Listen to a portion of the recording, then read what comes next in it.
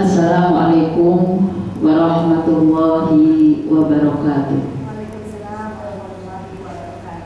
Bismillahirrahmanirrahim. Alhamdulillahirabbil alamin. Wa bihi nasta'inu ala umuri dunya waddin. Wassalatu wassalamu ala asyrafil anbiya'i wal mursalin Sayyidina Muhammadin wa ala alihi wa sahbihi ajma'in. Qala Allah Ta'ala fi kitabil karim, a'udzu billahi minasyaitonir rajim. Bismillahirrahmanirrahim. Ar-rijalu qawwamun 'alan nisa bima faddalallahu ba'dahum 'ala ba'din wa bima anfaqu min amwalihim.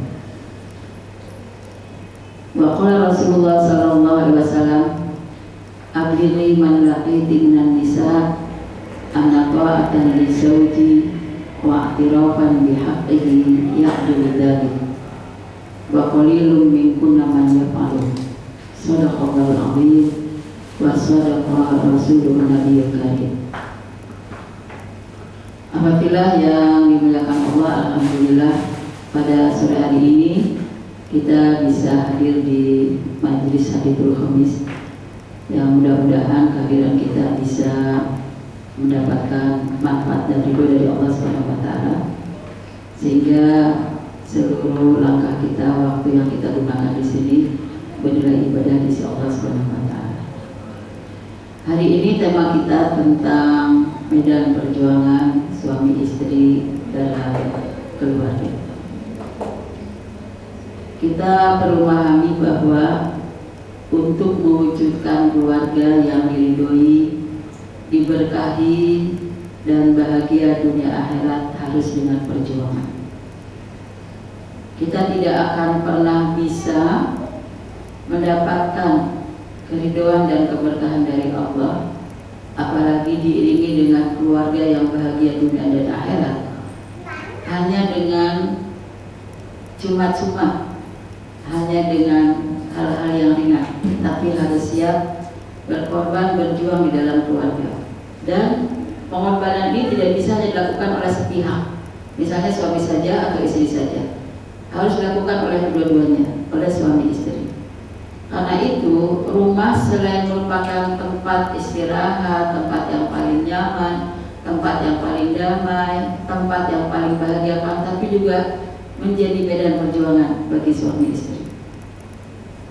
Oleh karena itu, suami tidak hanya ketika mencari nafkah sebagai medan perjuangannya, karena ketika dia kembali ke rumah juga ada medan perjuangan yang lain. Kita mengetahui dan mengenal dalam Islam itu yang namanya perjuangan dua makna. Yang pertama, berjuang di jalan Allah dalam pengertian dalam membela agama, ya, di dalam peperangan fisabilillah. Tapi ada lagi berjuang dalam melaksanakan nilai-nilai yang diberikan oleh Allah Subhanahu wa Ta'ala agar istiqomah sampai akhir. Jadi nilai-nilai yang kita pahami dalam ajaran Islam tidak hanya dilaksanakan, diamalkan sekali, dua kali, setahun, 2 tahun, tapi sepanjang hidup sampai kita husnul khatimah. Nah, untuk mewujudkan amal soleh yang terus menerus sepanjang hidup sampai husnul khatimah ini perlu dengan perjuangan. Mewujudkan karakter sebagai suami soleh sampai akhir hayat adalah perjuangan. Sebagaimana mewujudkan karakter istri solihah, ibu solihah sampai akhir hayat juga merupakan perjuangan. Seandainya suami istri siap menjadikan rumah sebagai medan perjuangannya sampai akhir hayatnya, maka insya Allah keluarga akan terus sakinah, keluarga akan terus menjadi keluarga yang islami, keluarga yang terus diberkahi dan diridhoi Allah Subhanahu wa Ta'ala. Itulah mengapa suami ketika bisa menjadikan rumah sebagai medan perjuangannya, maka dia harus memahami bahwa mencintai istri sampai akhir hayat itu adalah perjuangan. Karena di tengah kita beradaptasi dengan suami, dengan istri, maka pada saat yang sama boleh jadi ada ketidakcocokan, mungkin ada ketidaksepahaman, mungkin ada yang perlu diperbaiki dalam menjadikan visi-visi dalam keluarga. Nah, ketika melakukan kecocokan adaptasi itu tidak selalu mulus, tidak selalu semuanya itu indah, tidak semuanya yang diberikan ya oleh istri itu baik. Seperti juga istri terhadap suami. Belum tentu dalam masa-masa adaptasi itu istri itu melihat semua yang ada dalam suami itu indah. Mungkin ada yang tidak indahnya, mungkin ada yang indahnya. Nah, pada saat yang sama untuk bersabar mengatasi dan beradaptasi dengan semua yang tidak indah itu adalah perjuangan. Ketika suami istri bisa menjadikan itu sebuah medan perjuangan, seburuk apapun istri, seburuk apapun suami tetap akan bisa bertahan. Keluarga ini akan tetap sakinah, keluarga ini akan tetap harmonis, sekalipun masing-masing menyikapinya ini sebetulnya kita bukan manusia yang sempurna, banyak kekurangannya, banyak sekali yang perlu diperbaikinya. Tapi karena kita sudah menjadikan inilah medan juang kita, maka istri dan suami bersepakat apapun kekurangan kita akan bersama sampai akhir hayat. Nah, ini penting untuk menunjukkan bahwa cinta tidak akan bisa bertahan tanpa ada proses perjuangan. Kemudian yang dipahami oleh suami bahwa istri itu salah satu faktor terbesar kesuksesannya. Jadi apapun kekurangannya ya harus dipahami, harus bisa diadaptasikan dan harus bisa diperbaiki, disempurnakan. Karena tidak akan mungkin ada suami yang sukses tanpa ada pengorbanan istri, seperti tidak ada istri yang sukses tanpa ada pengorbanan suami. Jadi masing-masing punya kelebihan, punya andil besar ya dalam kesuksesan hidupnya. Sehingga pantas masing-masing harus menjadikan berkeluarga itu sebuah medan perjuangan. Nah, sekarang apa medan perjuangan suami? Saya bersumber medan perjuangan ini dari Al-Quran. Yang pertama di surat At-Tahrim, surat 66 ayat 6, Allah menyebutkan ya ayyuhalladzina amanu qu anfusakum wa ahlikum nar. Hai orang yang beriman, jagalah dirimu dan keluargamu dari api neraka. Bagaimana suami istri itu berjuang untuk terus taat kepada Allah Subhanahu wa taala, kepada Rasulnya, untuk terus istiqomah ya dalam mengikuti syariat ya agama Allah dan Rasulnya. Karena semua yang ada dalam rumah itu harus bisa diselamatkan. Tidak boleh ada kesempatan sedikit pun tersentuh oleh api neraka. Untuk membuat orang semuanya selamat, tidak terkena azab oleh Allah Subhanahu wa taala, suami istri harus berjuang. Berjuang untuk mengkondisikan, untuk mentarbiyah, mendidik, untuk menasehati, untuk meluruskan ya, sampai nanti semuanya menjadi orang-orang yang baik di dalam keluarga. Yang kedua yaitu surat An-Nisa ayat 34. Terkait dengan suami punya kewajiban sebagai pemimpin dalam keluarga. Ar-rijalu qawwamuna 'alan nisa. Bahwa setiap suami itu adalah pemimpin ya, bagi istri-istrinya. Kenapa suami itu jadikan pemimpin? Allah menyebutkan bima faddalallahu ba'dhum 'ala ba'd. Karena Allah sudah memberikan kelebihan ya kepada sebagian mereka ya, daripada sebagian yang lain. Jadi suami punya kelebihan khusus yang diberikan oleh Allah, tidak akan mungkin dimiliki oleh para istri sehebat apapun. Sehebat apapun istri itu pendidikannya lebih tinggi, sehebat apapun hartanya lebih banyak, sehebat apapun kedudukannya, misalnya karirnya lebih daripada suami, tapi tetap suami punya kelebihan yang tidak dimiliki oleh istri. Itu sudah sunnatullah, sudah fitrah. Sehingga istri tetap saja di depan suaminya adalah ya bawahannya, adalah anak buahnya. Nah, tapi dalam ayat ini Allah menyatakan fasolihatu qanitatun hafidhatun lil ghaibi bima hafidhallah. Kalau suami bisa menegakkan kepemimpinannya, maka akan ada istri yang solihah, istri yang tunduk patuh, dan istri yang bisa menjaga dirinya dan hartanya saat suaminya tidak ada. Jadi tidak akan mungkin ada istri itu tidak solihah kalau suami itu benar-benar memerankan kepemimpinan dalam rumah tangga. Karena yang namanya qawam itu bisa berarti murabbi, bisa berarti mubaligh, bisa berarti ustaz, ya, bisa berarti muwajjih. Semua yang terkait dengan perbaikan pribadi seseorang itu dihandle di dalam keluarga oleh suami, apakah istri ataupun anak. Itulah mengapa perjuangan pertama bagi suami yang pertama adalah mewujudkan kepemimpinan yang terbaik dan bertanggung jawab bagi istri dan anak. Tentu tidak langsung jadi, ya, ketika kita berkeluarga tidak langsung jadi suami itu bisa jadi pemimpin yang terbaik dan bertanggung jawab. Ada proses pembelajaran, ada proses untuk mendapatkan pengalaman, ada proses untuk merubah diri. Nah, proses-proses itu semua adalah perjuangan. Bahkan mungkin ketika suami sudah punya pengalaman, ada proses untuk melakukan perubahan, tapi bisa jadi istri belum siap untuk diperbaiki, maka itu juga adalah perjuangan. Karena suami harus sampai berhasil menjadi pemimpin yang bisa, ya, membawa istri dan anak ke dalam surga Allah Subhanahu wa Ta'ala. Perankan suami sebagai pemimpin ini harus disikapi oleh istri dengan ketaatan. Kalau dalam Al-Quran itu harus dengan sami'na wa ata'na.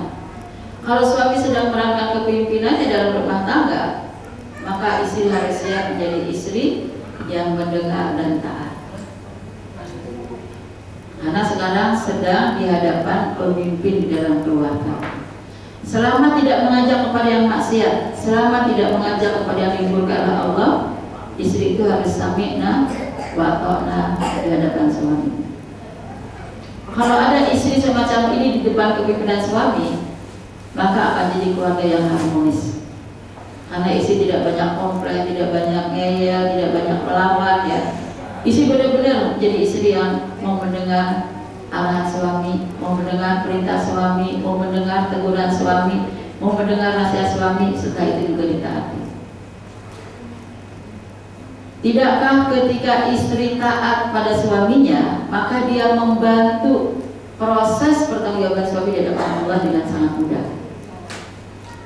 Karena semua yang dilakukan oleh pemimpin suami itu merupakan sesuatu yang akan diminta tanggung jawab di hadapan Allah Subhanahu wa Ta'ala. Jadi kalau istrinya nurut, istrinya taat, berarti mempermudah proses pertanggungjawaban di hari hisab bagi suami.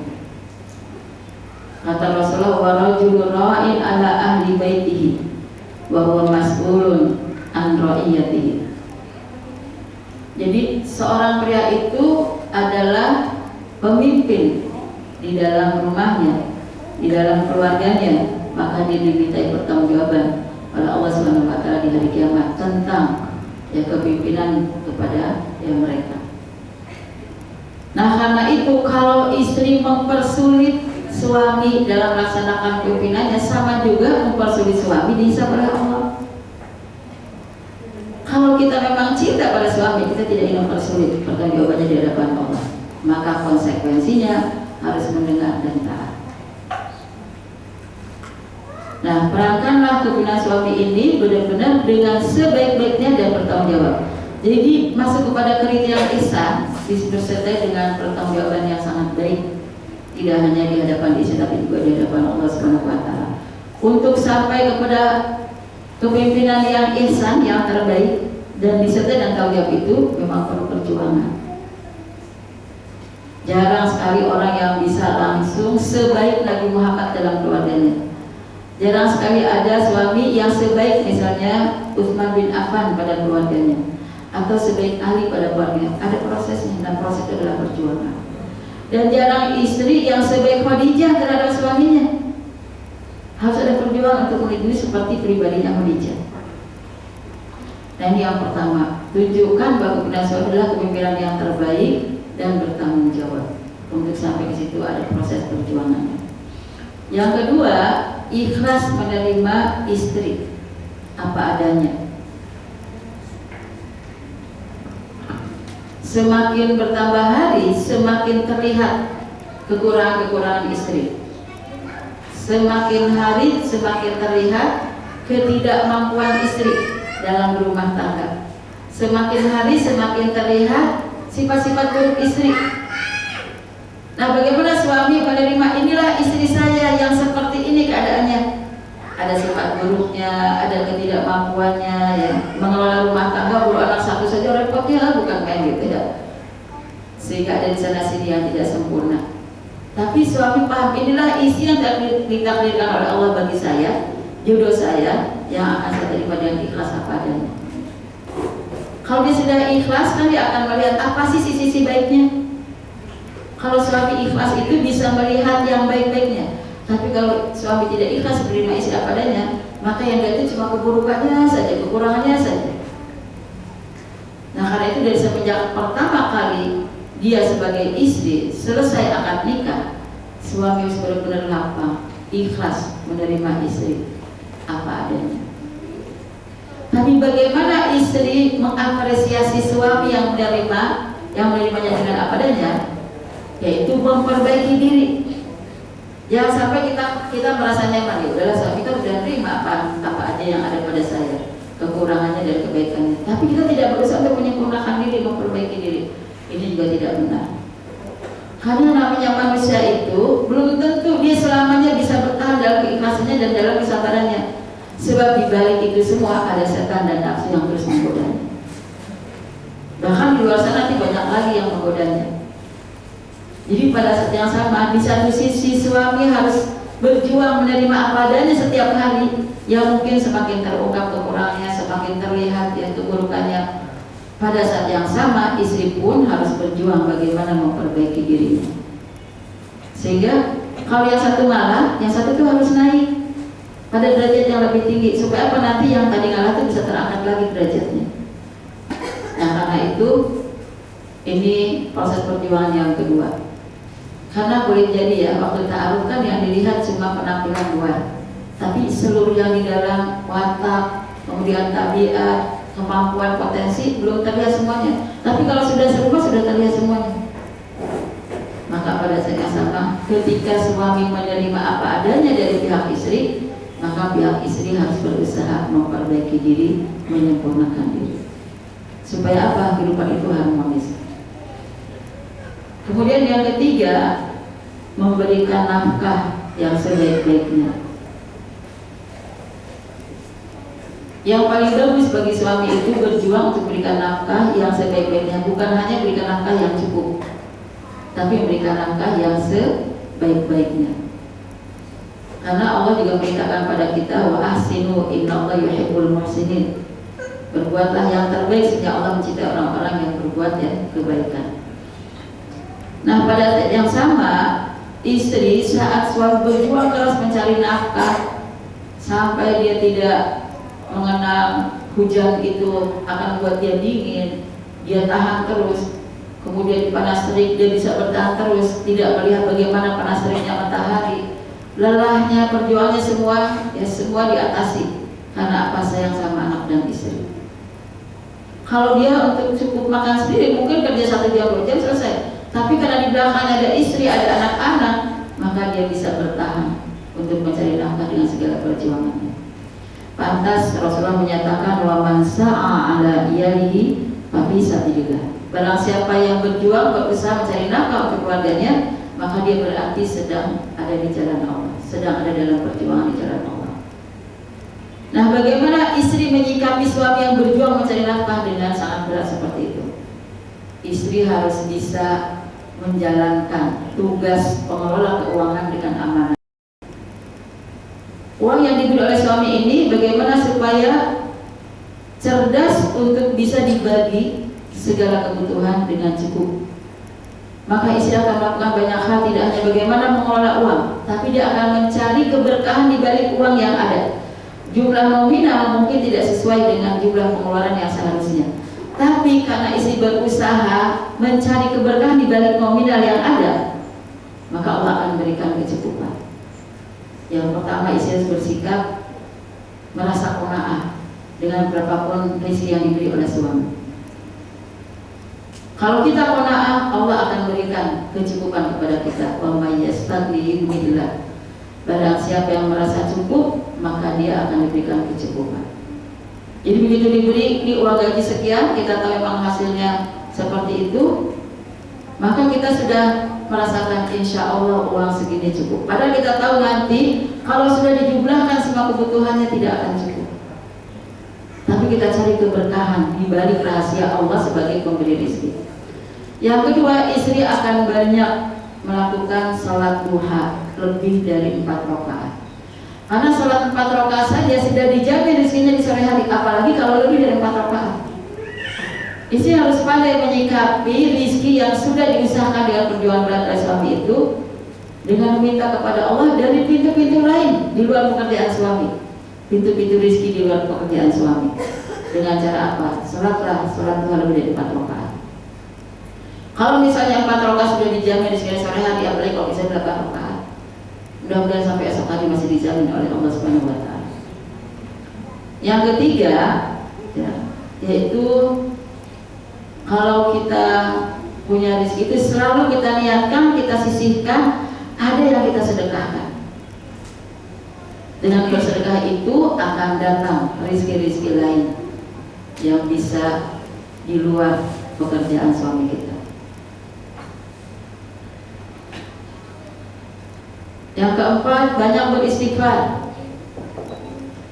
Mungkin bisa jadi rezeki yang masih sempit ini karena dosa saya dalam keluarga, mungkin dosa saya di masa lalu. Coba dihapus nih dosa-dosanya dari istighfar dan taubat kita, maka akan melapangkan rezeki. Istaghfiru rabbakum innahu kana ghaffara yursilis sama alaikum bidrara wa yumdidkum bi amwalin wa banin wa yaj'al lakum jannatin wa yaj'al lakum anhar.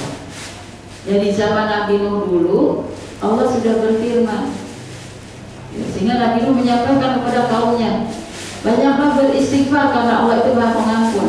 Allah akan memberikan hujan yang lebat sampai membuat sungai-sungai jadi mengalir airnya, dan bahkan memperbanyak anak dan harta. Jadi istri bukannya mengeluh, banyak menuntut, tapi banyak beristighfar. Selain itu, tentu saja menjaga silaturahim. Karena dengan silaturahim ini Rasul berikan janji, 2 yang akan diberi kepada orang yang bersilaturahim itu, apalagi silaturahim terhadap keluarga suami, keluarga kita dan kerabat kita semuanya, begitupun dengan tetangga, maka ini akan membuka jalan rezeki begitu banyak. Jadi sebagai istri tidak melihat pintu rezeki suami itu cuma dari pekerjaannya, tapi kita akan membuka rezeki suami itu dari banyak pintu dengan cara kita sendiri yang sudah diajarkan oleh Allah dan Rasulnya. Nah, jika kita melakukan hal itu semua, insya Allah akan dimudahkan. Dan lebih dari itu, tingkatkan ketakwaan. Karena orang yang tingkatkan takwaannya itu akan dibukakan rezeki-rezeki yang tidak terduga. Rezeki suami sekian, tapi kalau dilihat dari jumlah anaknya, kita ini umumnya kan anaknya banyak. Yang satu kuliah di kampus ini, yang lain kuliah di kampus itu, yang satu masih SMA, yang satu SMP, yang satu SD, yang satu pesantren, dan lain-lain. Kalau dilihat dari jumlah rezeki yang diberikan oleh suami, mungkin nggak akan cukup untuk menyekolahkan anak. Tapi karena banyak upaya istri untuk mengelola uang itu supaya cukup dan membukakan pintu-pintu rezeki suami, maka pada saat yang sama, ternyata semua kebutuhan itu di saat dibutuhkan selalu ada rezekinya. Nah, jadi di satu sisi suami harus bekerja keras, di sisi yang lain istri itu harus selalu melakukan upaya-upaya di balik usaha suami dengan usahanya, dengan caranya yang diajarkan oleh agama ini. Dan lebih dari itu, wa may yattaqillaha yaj'al lahu makhraja wa yarzuqhu min haitsu la yahtasib.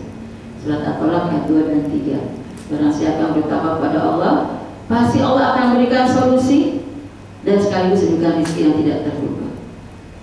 Dan jangan lupa setiap selesai sholat doakan suami supaya dia bekerjanya lancar, yang dimudahkan oleh Allah, kemudian diberikan rezeki yang berkah, dia bisa amanah, bertanggung jawab. Suatu saat akan lebih mudah lagi untuk naik jabatannya, ya naik juga gajinya, bahkan lebih dari itu ya. Diri dari Allah Subhanahu wa Ta'ala sebagai jihadnya. Nah, memberikan rizki nafkah kepada istri yang terbaik. Kalau yang biasa saja sudah berjuang, apalagi kalau dalam prinsip ingin berikan rizki yang terbaik. tentu perjuangannya akan lebih berat. Dan itu dihadapi oleh istri, ya, dengan yang terakhir bersyukur.